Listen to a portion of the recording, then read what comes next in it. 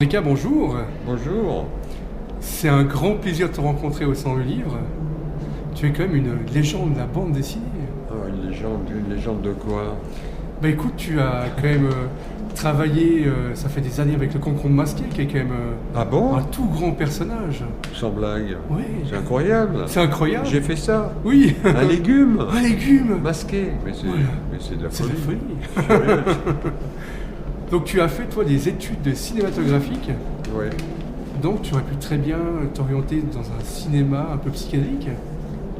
Bah, c'est-à-dire que non, parce que je me suis aperçu d'abord que les films que j'aurais aimé faire à l'époque, ils étaient impossibles à faire. J'aurais aimé faire Star Wars avec Ah ouais. tous les trucages, mais à l'époque, les films science-fiction, c'était un peu du fer blanc de conserve, tu vois. Ouais. Et puis donc, je me suis orienté vers la BD parce que la BD, au fond, c'est du cinéma sur papier. Il y a Ouais. juste besoin d'un crayon et d'un stylo. Et en BD, tu peux tout faire. Tous les mondes les plus imaginaires sont absolument possibles par un trait de crayon. Tandis qu'au cinéma, ça coûte beaucoup plus cher. Et tu as travaillé pour les plus grands journaux, donc tu as travaillé pour Vaillant, tu as travaillé pour PIF, pour Métal Hurlant, Ouais, pour Pilote. pour Pilote, pour l'Écho des Savanes aussi. Oui, bah, tu es un des créateurs de l'Écho des Savanes. Oui, avec mes deux complices, Gottlieb et Bretéché, on a commis ce blasphème. Mais c'était superbe en fait. C'était là. C'est vrai que ça s'est créé comment en fait? Vous avez dit, les trois amis, vous avez dit, bah, j'ai envie de faire un journal. Non, c'est moi qui ai eu envie de faire un journal parce que Goscinny m'avait refusé une BD qui était le concombre qui se construit un jardin zen dans lequel il fait pousser des rochers juste pour regarder pousser les rochers. Ah ouais. Et alors Goscinny, que j'aime beaucoup, très sympathique et tout, m'a dit non, mais ça je peux pas le passer dans mon journal parce que vous savez, en trifouillis un Jarnac sur Pouillac, ils vont pas comprendre. Mhm. Évidemment, si tu passes dans ton journal des choses que les lecteurs comprennent pas, le journal il coule. Ouais. Donc il m'a dit non. Alors je vais dire, mais moi je veux que ce soit publié. Alors je vais faire comme les Américains, les comics, tu sais, Underground, Crown, Zap Comics. Je vais faire mon journal où il y aura le concombre masqué et le jardin de zen. Puis je me suis dit, mais dans les comics américains, on n'est jamais tout seul. Il y a Ouais. les copains.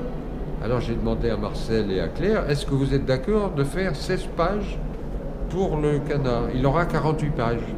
16 pages chacun fait ce qu'il veut. Et il n'y a pas de censure, pas de chef, rien. Oh oui, d'accord. Et hop, et on est parti. Et c'est vrai que c'est une chouette aventure. Hein? C'était une chouette aventure. Oh là là, oui, c'est terminé dans 50 briques de dette, Ah mince. d'angoisse. Ouais. Alors à la fin, je me suis dit, bon, allez, je me tire et j'arrête de m'occuper d'un journal, je me fais juste ma petite BD à moi, dessinateur de Petit Mickey, et ne va pas jouer au Daniel Philippaki. C'est plus de ton âge. Et tu as aussi été rédacteur en chef du journal de Pilote. Oui, parce qu'ils ont dit d'abord de Charlie Mensuel. Parce Oui, que ils sont chez malins. Dargaud, ils avaient racheté Charlie Mensuel. Et puis il y a Greg qui me téléphone et dit écoute, on ne sait pas à qui confier ce journal, on pense que ça serait toi le mieux, parce que tu pourras lui donner une âme.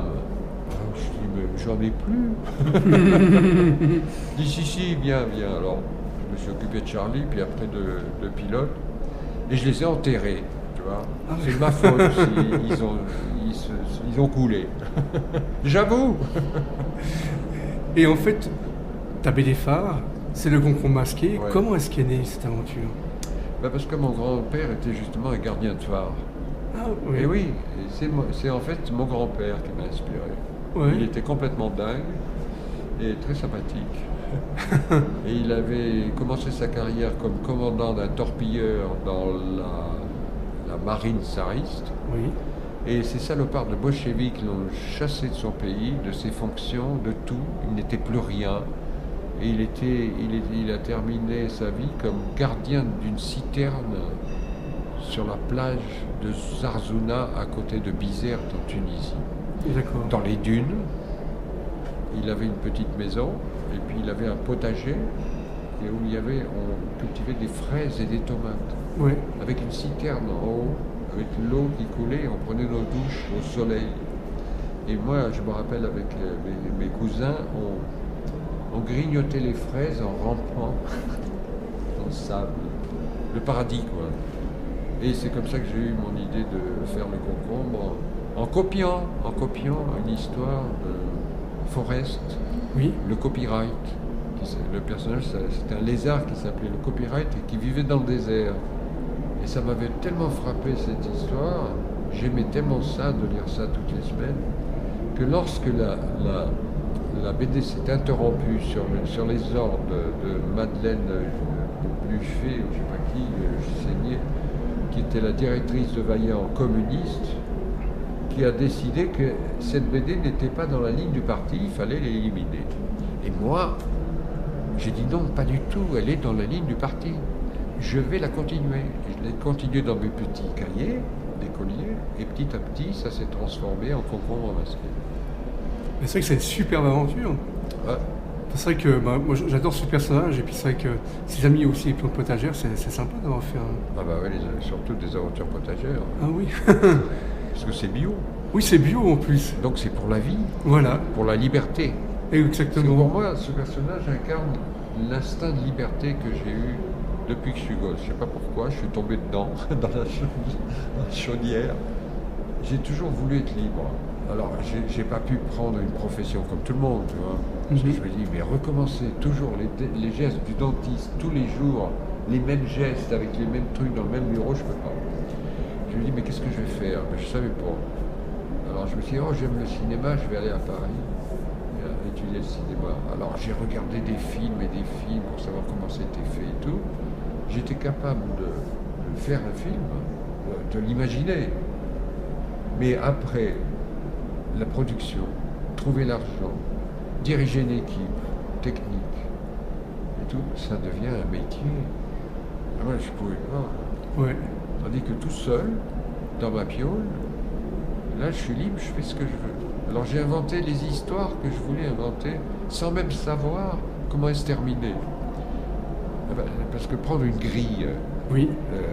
de l'histoire type qu'il a fait, mais au bout de 3 fois ça devient ennuyeux. Donc il vaut mieux faire n'importe quoi.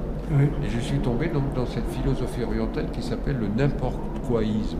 Ah oui. Oui. Et qui est connu sous un autre nom, le confusionnisme. Ouais. Et qui est de Confucius. Voilà. Alors je suis tombé dans le taoïsme sans le savoir.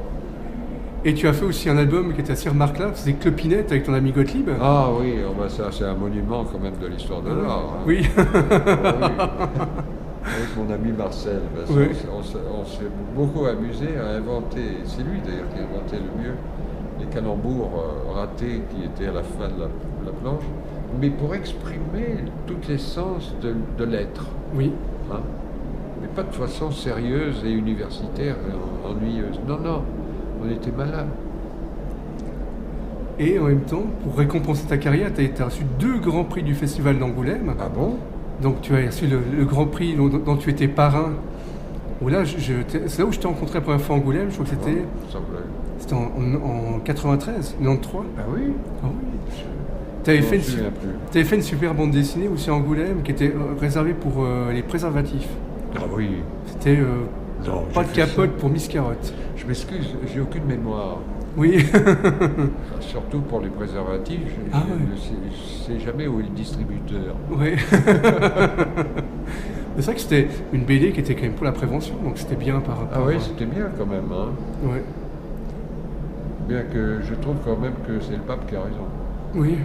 C'est pas la peine de se servir de préservatif, puisqu'il suffit dans le mariage d'être fidèle. Ah bah oui. Ben oui, mais ça, personne ne voudra avouer. Hein. Ouais. Et où on est, le concombre masqué, je sais que tu m'as dit que ça va être repris chez Mosquito, si je ne me trompe pas. Ah oui, oui, oui, oui. Ah ben, tiens, j'ai même un exemplaire là. Ben, on a repris l'histoire qui était parue en petit album broché et que je crois c'est Florence Tessestac et Robial qui l'ont fait. Ouais. Je crois que c'est même le premier album qu'ils ont fait. Ils avaient repris les 24 ou 30 premières planches qui étaient parues dans Vaillant, Oui. toute première, en noir et blanc, avec une très belle couverture que j'ai fait. Ouais. Non, c'est vrai, c'est moi qui l'ai fait. Ah oui. Non, mais je vois un air de doute. Ah non. Le doute vous habite. Ah non, voilà. On revient avec les capotes. Les bitoniaux. Oui. Et donc, on a décidé, enfin moi j'ai décidé de rééditer mon œuvre complète, en commençant par les premières. Ouais. Alors on a fait un très joli album à 1000 exemplaires, et puis plus un album hors série pour bibliophile, un peu plus beau, avec beau papier, à 300 exemplaires. Ils sont tous partis déjà. Ah bah je pense. Hein. Et là, c'est Dargaud qui a repris la diffusion, ça va paraître en mai. Ah super. Tout est imprimé, mais en mai ça paraît. Eh bien, les diffuseurs nous ont dit que déjà, ils sont tous placés. Oui. Ça veut dire que les gens, ils adorent, ils sont très contents de retrouver ça. Ah bah oui, parce qu'en fait, t'es quand même une légende, comme je disais, de la bande dessinée, et le concombre masqué a marqué des générations. A marqué des générations et des générations. Mathusalem, on m'appelle maintenant. Voilà.